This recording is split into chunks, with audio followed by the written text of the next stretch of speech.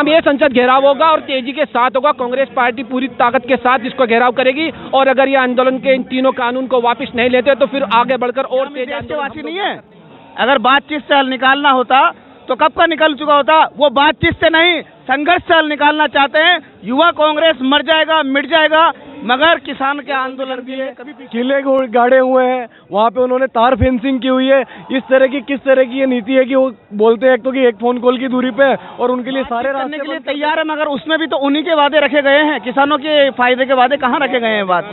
अगर बातचीत के जरिए हल निकल जाता तो आज ये संसद का घेराव युवा कांग्रेस क्यों करता। क्यों हमारे व्यापार, हमारे परिवार को छोड़कर हम यहाँ संसद का घेराव करना। पूरे देश में जो विषम परिस्थितियां मोदी सरकार ने फैलाई है, सबको पता है कि 206 से ऊपर मौतें हो चुकी है और पूरे देश का किसान इस वक्त अंधेरे में है। सरकार किसी भी कीमत पे यही चाहती है ये किसान यहाँ से उठ के चले जाएं और देश के जो हाल है उसी के परिणति स्वरूप आज यूथ कांग्रेस ने बढ़ते तेल के दामों, बेरोजगारी और किसानों काले कानून के खिलाफ ये संसद का घेराव रखा है। इसीलिए हम राजस्थान से पूरे साथियों सहित आज यहाँ आए हैं और आने वाले दिनों में भी युवा कांग्रेस का एक एक साथी इस लड़ाई को लड़ेगा और जब तक लड़ता रहेगा जब तक जीतेगा नहीं। पूरे देश का किसान उद्वेलित है। जो ये किसी कानून लाया गया है, आज पूरे देश के युवाओं में इस बात का रोष है और हिंदुस्तान में युवाओं के रोजगार खत्म करे जा रहे हैं। पूरे देश की यूथ कांग्रेस आज इस आंदोलन को लेके दिल्ली में इकट्ठा हुई है और केंद्र की मोदी सरकार को हम ये दिखा देना चाहते हैं कि इस देश का युवा अब रुकेगा नहीं और झुकेगा नहीं। मोदी सरकार को इस काले कृषि कानून को वापस लेना होगा और यूथ कांग्रेस की ये मांग है और ये आवाज़ है कि युवाओं को जो बेरोजगार किया है, जो ये लगातार इस देश की मिल्कियतों को, इस देश के सरकारी संस्थानों को बेच रहे हैं, उसको हम रोकने की मांग करते हैं और युवाओं को रोजगार देने की मांग करते हैं। ये हमारी मांग है। और तोमर जी ये बार बार कह रहे हैं कि इस बिल में काला क्या है। काला ये है कि कृषि कानून जो ये लाए हैं इसके अंदर मंडियों को बंद करने की इनकी पॉलिसी है। किसान की जमीन को उद्योगपति को देने की इनकी पॉलिसी है। एमएसपी जो मिलता है उसको घटाने की इनकी पॉलिसी है। ये चाह रहे हैं कि किसान की जमीन को हम कॉन्ट्रैक्ट फार्मिंग के जरिए इस देश को उद्योगपतियों को दे दें। इस बात का यूथ कांग्रेस विरोध कर रही है। और भी कुछ है आप लोग और हमारा है ना, रोजगार जो नहीं दिया इन्होंने, जो रोजगार की मांग की थी 2 करोड़ रोजगार देंगे। पेट्रोल डीजल को आप देख लीजिए, महंगाई को देख लीजिए, गैस सिलेंडर क्या रेट में हो रहा है। पूरे देश के संस्थान ये बेच रहे हैं। एयर इंडिया को बेच दिया, रेलवे को बेच दिया इन्होंने, बेल को बेच दिया, BSNL को बेच दिया, एयरपोर्ट ये बेच रहे हैं।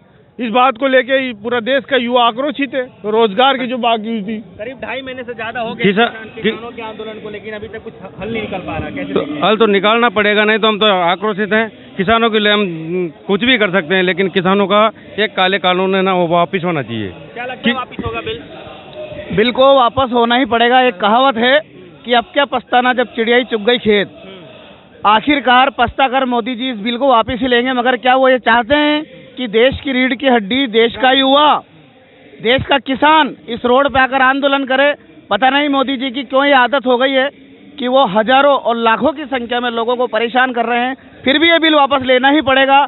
इसलिए निवेदन है, प्रेम पूर्वक इस बिल को वापस लिया जाए और हमारे भारत की तरक्की को मजबूत किया जाए। करने के लिए तैयार है, बोल रहे हैं बातचीत करने के लिए तैयार है, मगर उसमें भी तो उन्हीं के वादे रखे गए हैं। किसानों के फायदे के वादे कहाँ रखे गए हैं बात। अगर बातचीत के जरिए हल निकल जाता तो आज ये संसद का घेराव युवा कांग्रेस क्यों करता। क्यों हमारे व्यापार, हमारे परिवार को छोड़कर हम यहाँ संसद का घेराव करने आते। क्या हम इस देश के वासी नहीं है। अगर बातचीत से हल निकालना होता तो कब का निकल चुका होता। वो बातचीत से नहीं, संघर्ष से हल निकालना चाहते हैं। युवा कांग्रेस मर जाएगा, मिट जाएगा, मगर किसान के आंदोलन के लिए कभी पीछे नहीं हटेगा। किसान की कितनी दुर्दशा कर दी, किसान की इतनी दुर्दशा कर दी इन 5-7 सालों में, जो किसान बिल्कुल त्रस्त हो चुका है। किसान इतना परेशान है, किसान रात दिन पूरी रात पानी पिलाता है और उसको कुछ अपनी उपज का मूल्य नहीं मिल रहा। 10 साल से कोरिएंडर धनिया होता है, गुजरात से आते हैं मोदी जी, लेकिन उस धनिया की रेट आज दिन तक है ना 50 रुपये से ऊपर नहीं जा रही, जबकि मनमोहन सिंह सरकार में ये धनिया 15,000 रुपये क्विंटल बिका था। 7 साल के अंदर भी ये जो अग्रणी राज्य है गुजरात, वहाँ भी धनिया कोरिएंडर उत्पादित राज्य है, प्रथम राज्य भारत का, लेकिन उससे उनके आने के बाद से उनके राज्य में इतना कोरिएंडर उत्पादन होता है, फिर भी वहाँ की दुर्दशा है। एक फोन कॉल की दूरी बता रहे हैं, एक फोन कॉल की दूरी है, बातचीत कीजिए, बिल करार करने के लिए। अगर एक फोन कॉल की दूरी होती तो मुझे नहीं लगता कि आज संसद का घेराव होता। ये सब झूठी अफवाहें हैं, झूठी बातें हैं। मोदी जी बड़ी शर्म की बात है कि किसानों के साथ भी राजनीति कर रहे हैं। महीने से किसानों के साथ पड़ा है। आप उस इंसान के साथ राजनीति कर रहे हो जिस इंसान की वजह से इस भारत को पहचाना जाता है। किसानों की वजह से भारत की संपूर्ण विश्व में पहचान है। किसानों की वजह से भारत की संपूर्ण विश्व में पहचान है। किसानों के नाम पे जो वोट मोदी जी ने लिए थे और निरंतर 10 वर्षों से जो किसान इनका समर्थन करता आया है, आज किसानों की मजबूरी को समझते हुए मोदी जी को इस तरह से किसानों को रोड पर बैठे हुए देख रहे हैं। बहुत शर्मनाक बात। आपने एक सवाल किया है कि एक फ़ोन कॉल की दूरी है। एक फ़ोन कॉल की अगर दूरी होती है, आज आप किसी को फ़ोन कॉल करेंगे तो उसके लिए रेड कारपेट बिछाएंगे। जैसा कि आप देख रहे हैं, नरेंद्र मोदी सरकार ने रेड कारपेट छोड़िए, जो रोड थे जिससे किसान उन तक पहुंच सकते थे वो बंद कर दिए। किले गाड़े हुए हैं, वहाँ पे उन्होंने तार फेंसिंग की हुई है। इस तरह की किस तरह की ये नीति है कि वो बोलते हैं एक तो कि एक फ़ोन कॉल की दूरी पे और उनके लिए सारे रास्ते बंद कर देते हैं। 11 बार मीटिंग हुई है, सारी मीटिंग इसीलिए बिना किसी नतीजे के वापस ख़त्म हो गई क्योंकि उनका जो बोलना था कि भाई काले कानून वापस हो, उसको छोड़ के सरकार सब कुछ करने को तैयार है। सरकार बोलती है 18 महीने के बाद हम इसको 18 महीने के लिए स्थगित कर देते हैं। 18 महीने में आंदोलन खत्म, सरकार मस्त, किसान भी अपने में व्यस्त। तो इस वजह से इनकी कहीं से कोई भी एक दूरदर्शिता नहीं है कि किसान जब इस कानून को चाहता ही नहीं है तो ये जबरदस्ती उस पर क्यों थोपना चाहते हैं। कह रहे हैं सर हमारे दिल में किसान बसते हैं, कैसे देखते हैं? अगर इनके दिल में किसान बसता है तो 2.5-3 महीने से किसान रोडों पे पड़े रहता है क्या?